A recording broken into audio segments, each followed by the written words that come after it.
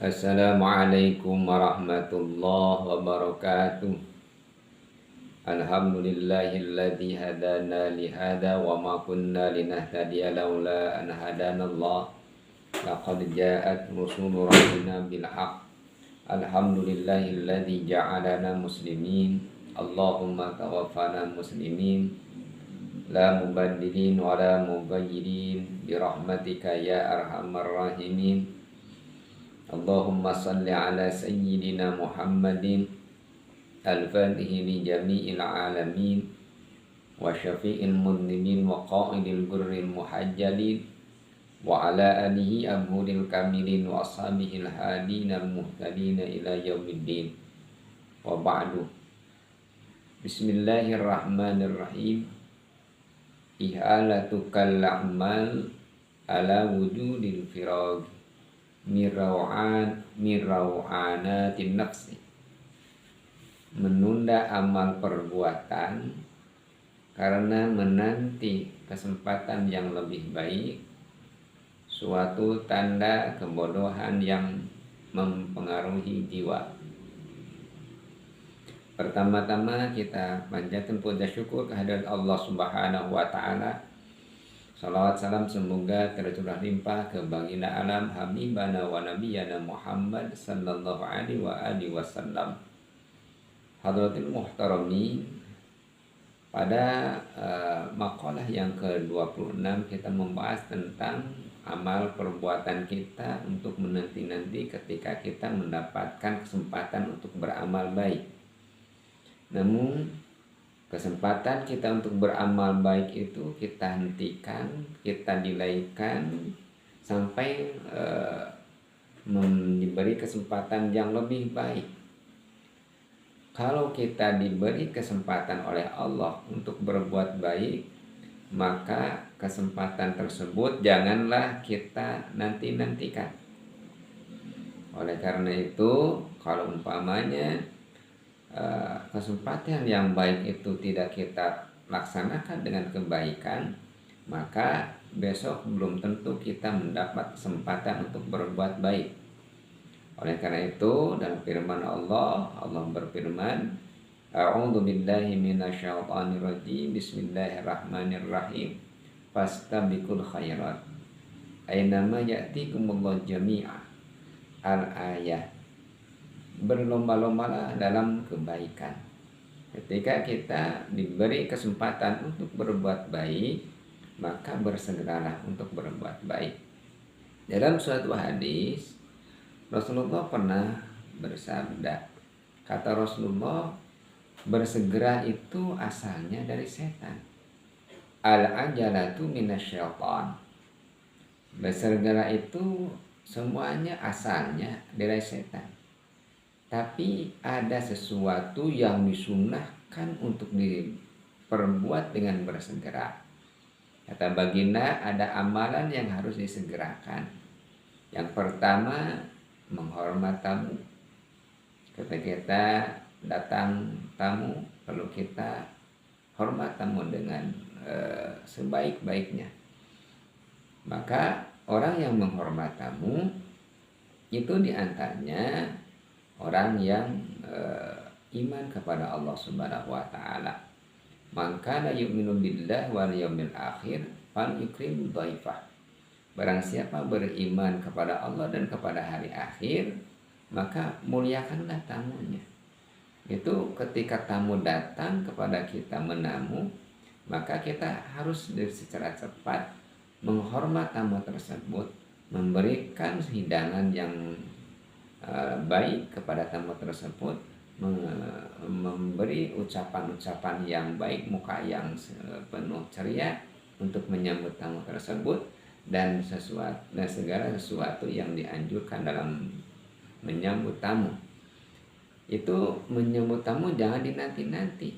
Jangan sampai tamu kita menunggu, itu tidak ada adab-adabnya. Kalau umpamanya ada tamu, sambutlah dengan kebaikan.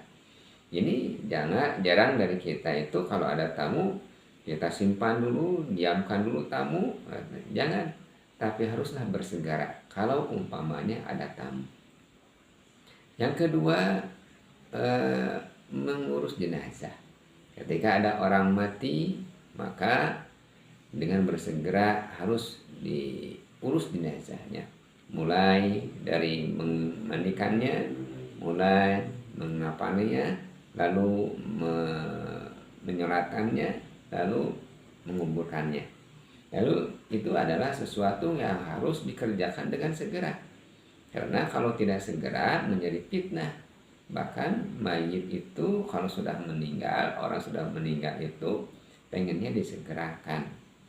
Yaitu. Yang ketiga, menikahkan anak gadis.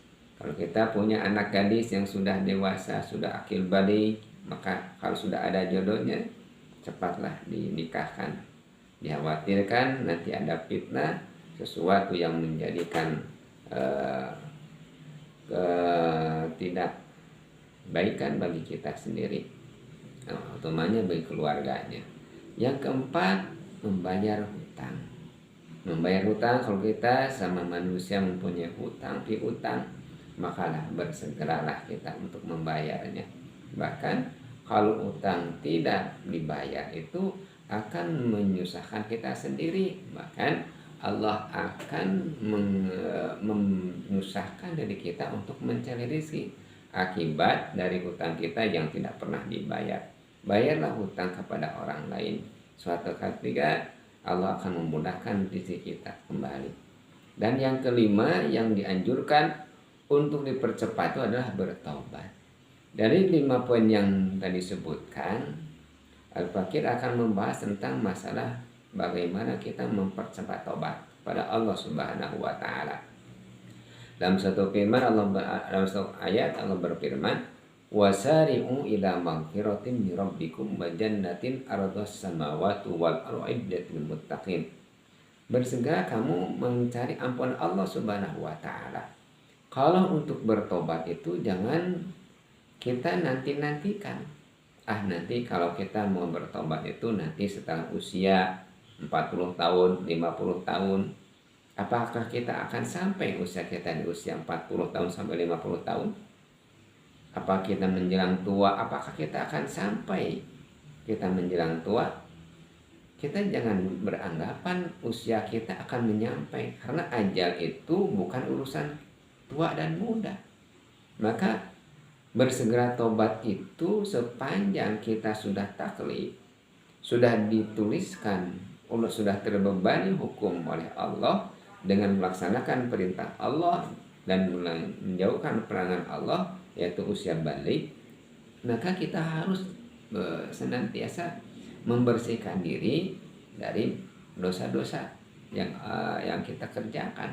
Kita memperbanyak taat, kita berusaha untuk menjauhi apa yang dilarang oleh Allah Subhanahu wa taala, yaitu dengan bertobat.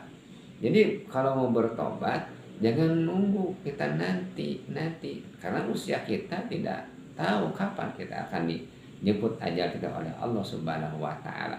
Oleh karena itu bertobat itu jangan dinanti-nanti. Wasari'u, kalimatnya fi'il amr, bersegera kamu semua ila maghfiratin min rabbikum, untuk meminta ampunan dari Allah Subhanahu wa taala. Bertobat itu adalah, kalau bahasa dalam ulama-ulama ahli tasawuf itu, bertobat itu adalah merupakan takhalli, yaitu menghias, mengosongkan diri. Artinya kalau bahasa umum itu bertobat itu adalah mandi. Karena kita manusia itu mahal khata wan nisyan. Manusia itu tempatnya lupa dan kelalaian. Jadi setiap manusia pasti dapat kesalahan. Maka orang yang baik itu bukan orang yang bersih dari dosa, karena tidak ada orang yang bersih dari dosa. Orang yang baik itu adalah orang yang ketika dia berbuat kesalahan, dia cepat-cepat tobat kepada Allah Subhanahu wa taala. Itulah orang yang baik. Orang yang baik itu bersegera untuk mandi.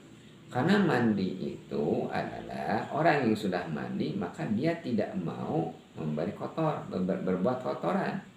Kecuali kalau kita belum mandi. Kalau kita belum mandi pasti akan berbuat kotoran. Tapi kalau sudah mandi, dia tidak mungkin akan dia akan merasa enggan berbuat kotor. Ibarat anak-anak yang belum mandi, dia akan main lagi, tapi kalau sudah mandi, dia akan jauh dari kotoran. Dia tidak ingin berbuat kotoran karena dia sudah mandi. Nah, itu untuk bertobat dulu dan sekarang itu sangatlah beda. Kalau umpamanya ulama-ulama umat-umat dulu di zaman dahulu itu dosa sangat jarang. Dosa itu jarang dilakukan, apalagi dosa besar. Tapi untuk zaman sekarang dosa itu ibarat hujan yang deras. Walaupun orang itu jarang berbuat dosa, tapi akan kecipratan dosa. Ibarat hujan yang sangat deras. Kalau dulu hujan kita berbuat dosa itu ibarat hujan yang tidak deras. Hujan rinci-rinci, hujan gerimis, masih bisa berlindung. Tapi untuk zaman sekarang kita berbuat dosa itu ibaratkan hujan yang deras. Orang yang jarang berbuat dosa juga akan kecipratan dosanya. Mana untuk berbuat dosa zaman sekarang itu sangat gampang dengan media elektronik. Dulu tidak ada HP, tidak ada televisi, tapi sekarang ada. Tidak perlu kita datang ke klub malam, tidak perlu kita datang ke tempat-tempat yang maksiat. Dengan menyetel TV, dengan membuka HP akan langsung terkoneksi. Karena itu gampang kita untuk berbuat maksiat.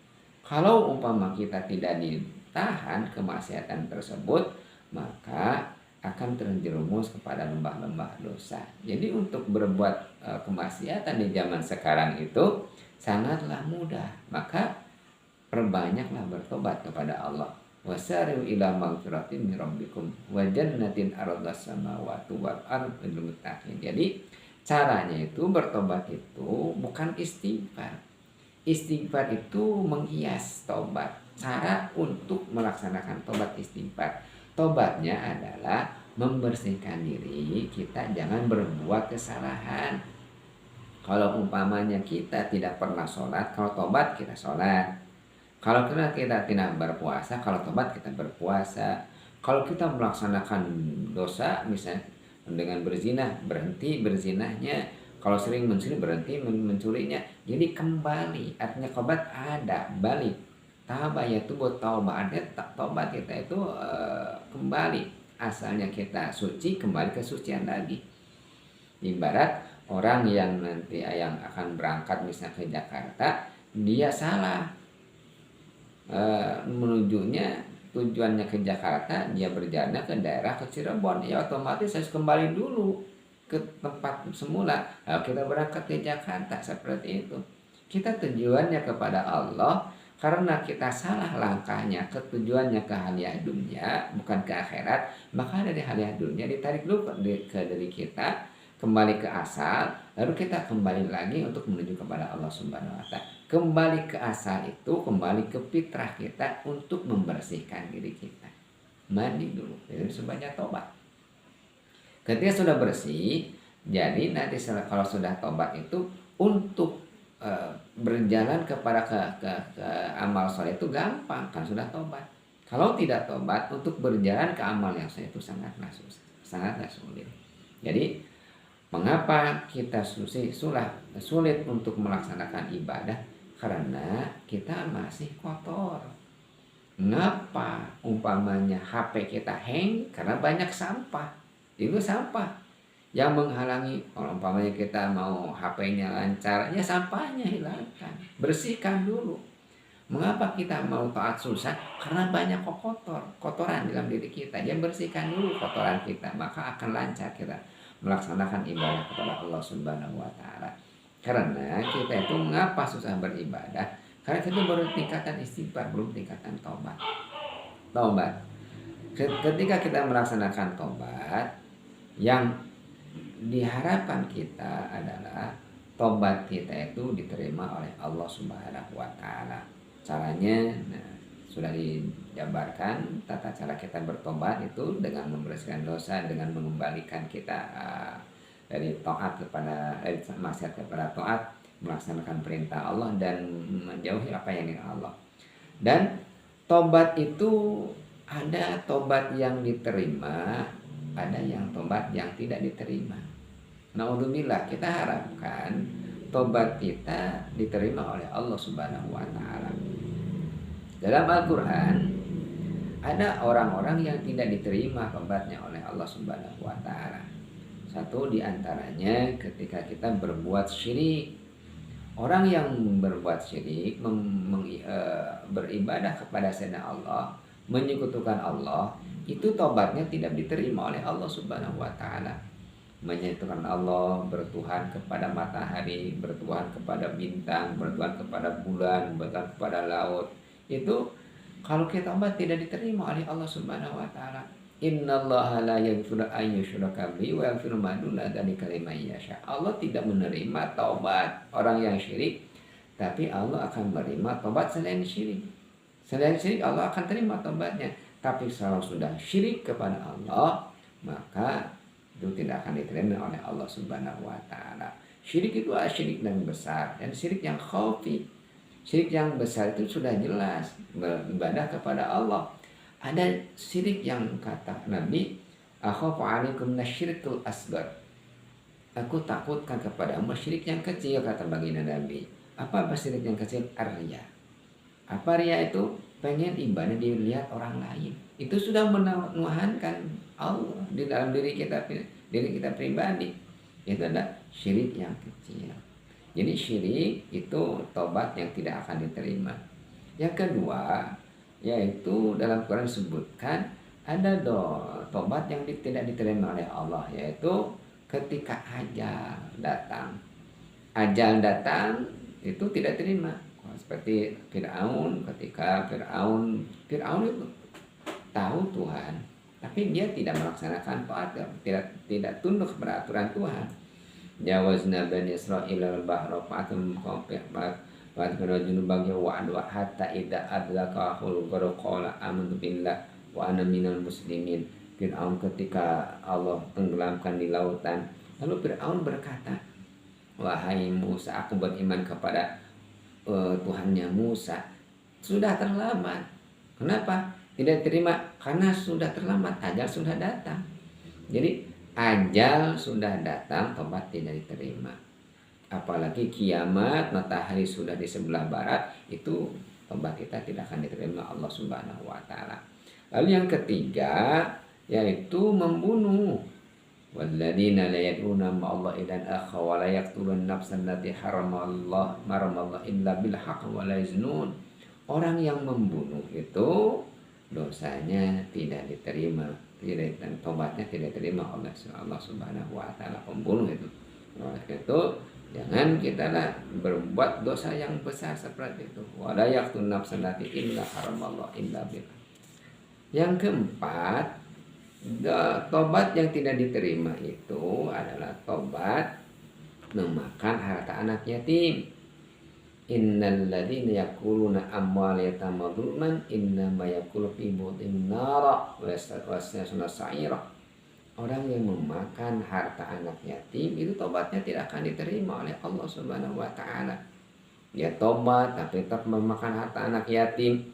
Dijadikan bahan untuk anak yatim itu memperkaya diri sendiri. Kita kumpulkan anak yatim, kita bukan bikin yayasan untuk anak yatim, tapi kita memakan harta anak yatim dari harta tersebut, itu yang tidak akan diterima oleh Allah. Kalau kita punya anak yatim, kita keluarkan, harus mengeluarkan dari kita pribadi. Janganlah memakan harta dari anak yatim, karena memakan harta anak yatim itu kalau tobat susah diampuni oleh Allah Subhanahu wa taala.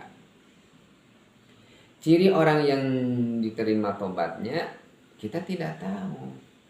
Jadi itu tobat orang-orang yang tidak diterima tobatnya. Tapi apakah tobat kita diterima? Semua orang tidak tahu apakah tobat itu diterima atau tidak. Karena Allah yang Maha tahu. Apakah dosa kita diterima oleh Allah? Tidak tahu. Cuma kata Syekh Nawawi, ada tanda-tandanya. Itu kata ulama.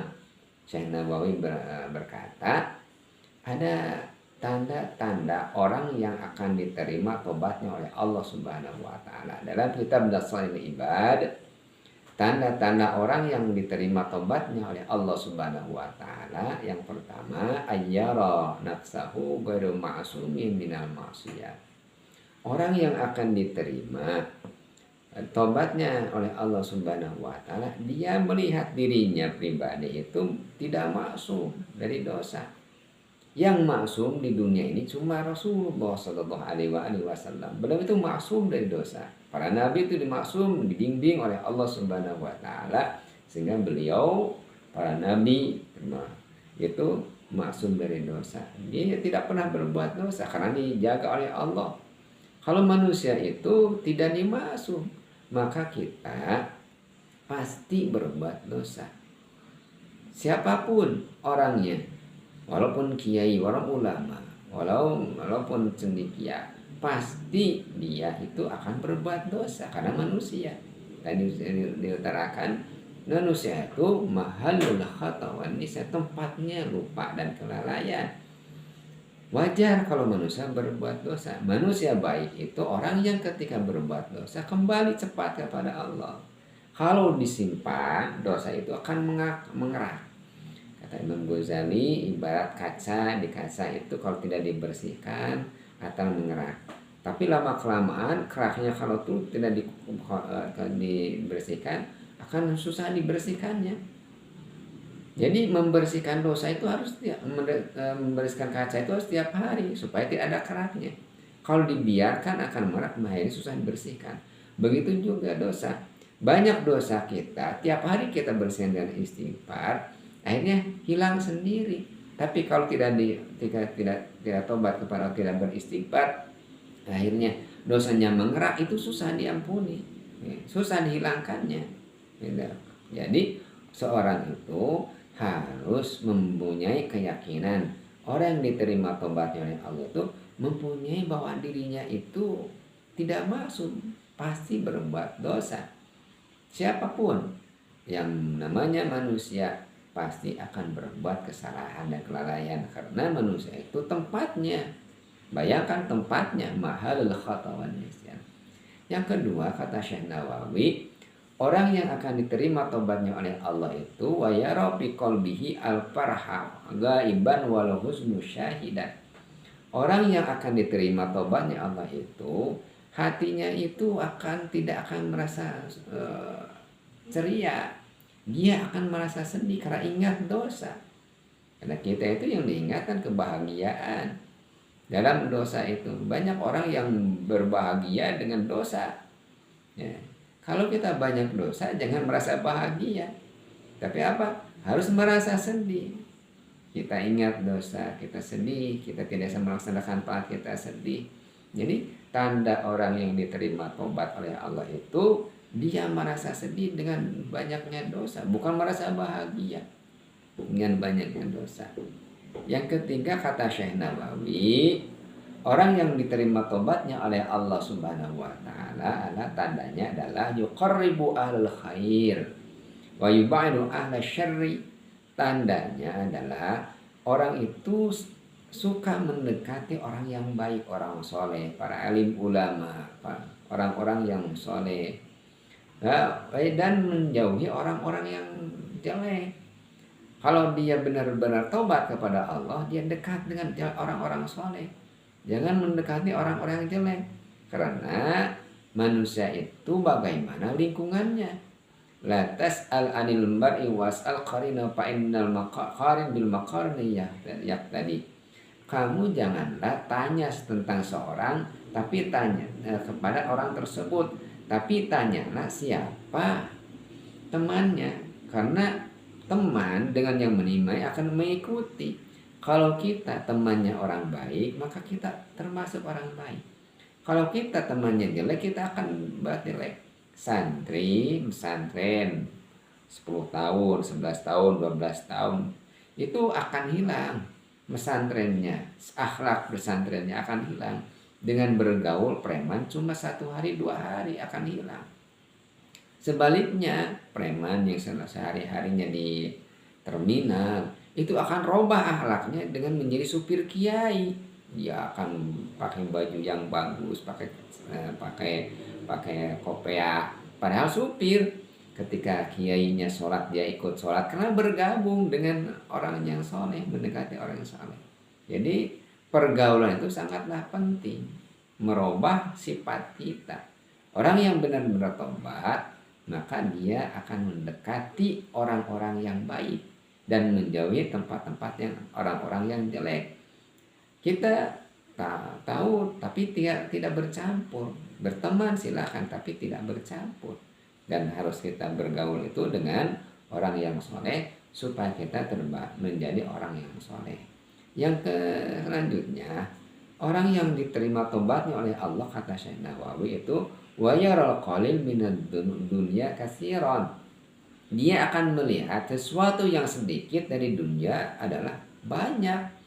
Kita dikasih oleh Allah nikmat sedikit, tapi dia melihatnya banyak. Karena yang dia lihat itu bukan nikmatnya, tapi siapa yang memberinya. Janganlah kita melihat nikmat besar atau kecilnya, tapi siapa yang memberinya. Kita akan merasa bangga. Walaupun kita nikmatnya sedikit, tapi kita tahu siapa yang memberinya, akan merasa bangga. Nikmat itu akan terasa menjadi besar karena melihat siapa yang memberinya. Tapi kalau tidak melihat siapa yang memberinya, maka nikmat itu akan terasa kecil. Ya, jadi kalau nikmat yang walaupun sedikit kita cari dari harta yang halal, walaupun kita penghasilan cuma 50.000, 100.000, tapi kita bisa makan, hidup kita berkah. Itu nikmat dari Allah. Itu harus kita bangga walaupun sedikit. Tapi nikmat yang banyak, tapi ladang korupsi, harus dari korupsi, jangan merasa bangga. Gitu. Jadi lihat kalau dari Allah, yaitu dengan cara yang halal, itu nikmat walaupun sedikit, nikmat dari Allah Subhanahu wa taala. Yang selanjutnya, orang yang diterima taubat dari Allah, kata Syekh Nawawi, tandanya wa yaral katsir min akhirati qalil. Dia akan melihat akhiratnya, yang akhiratnya itu sedikit. Ya kafir, dia merasa sedikit. Dia sudah sholat berjamaah, dia sholat duha, sholat tahajud, membaca Quran, bersedekah, tapi dia merasa kurang. Jadi orang yang bertobat itu tandanya dia akan merasa kurang dengan amal, sehingga dia berupaya pengen beramal yang lebih banyak. Tidak cukup dengan sholat sunnah, dengan berzikir, tidak cukup dengan zikir bersolawat, dia juga berzikir, bersedekah, dia bersedekah dengan amal-amal lain yang makhluk dan maupun ghair makhluk.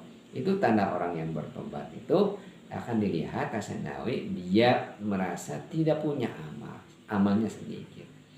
Lalu selanjutnya, wa yakunu hafidun lisan daimul fiqra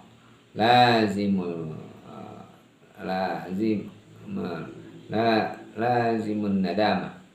Orang-orang yang diterima tobatnya Allah Subhanahu wa taala ada tandanya, kata Syekh Nawawi, dia akan senantiasa menjaga lisannya. Jadi dia terus berpikir, dia akan merasa nadama, dia sesat telah menyesali apa yang dia perbuat. Maka dia akan menjaga lisannya dari ucapan-ucapan yang tidak senonoh. Tanda orang yang tobat itu lisannya akan terjaga dari mengunjing orang lain, dari menghina orang lain, dari gibah kepada orang lain. Kalau umpamanya kita mengaku tobat, tapi lisan kita masih menggunjing orang lain, menghina orang lain, ucapan kita sangat meresahkan orang lain, itu bukan orang yang bertobat. Walaupun banyak ibadahnya, tapi tidak bisa menjaga lisannya, maka bukan orang yang tobat. Banyak dari kita orang yang rajin ibadahnya, tapi lisannya tidak terjaga. Kepada orang lain kita menghina, kepada orang lain kita menjelekkan, kepada orang lain kita mendolim dengan lisan kita.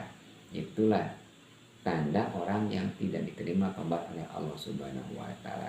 Itu apa yang dikatakan oleh Syekh Nawawi Al-Bantani tentang tanda-tanda orang yang diterima tobat oleh Allah Subhanahu wa taala. Namun sesungguhnya kalau tidak diterima tobat kita itu hanya Allah yang Maha tahu. Cuma Syekh Nawawi memberi patokan tanda-tanda orang yang diterima tobat oleh Allah Subhanahu wa taala. Semoga dosa-dosa kita diterima oleh Allah Subhanahu wa taala. Tobat kita sebelum ajal kita datang, maka setelah bersih dari dosa-dosa. Tadi disebutkan makalah yang tadi, ketika kita diberi amal yang baik, kesempatan yang baik, janganlah ditunda-tunda untuk beramal baik. Waktu ini kesempatan baik apa? Barulah kita niat untuk bertobat. Kapan? Sekarang. Jangan dinanti-nanti. Kalau mau tobat jangan dinanti-nanti. Besok atau lusa. Sudah tanamkan dalam hati kita pengen bersah diri kepada Allah, pengen tobat kepada Allah. Karena kalau tidak seperti itu, setan akan terus menggoda kepada kita. Yang asalnya kita akan tobat, akhirnya kita tidak akan digoda setan, jadi jauh dari Allah Subhanahu wa taala. Alhamdulillah min dzalik. Berada manfaatnya. Terima kasih atas perhatiannya. Wallahu muwaffiq ila aqwamit thoriq. Wassalamualaikum warahmatullahi wabarakatuh.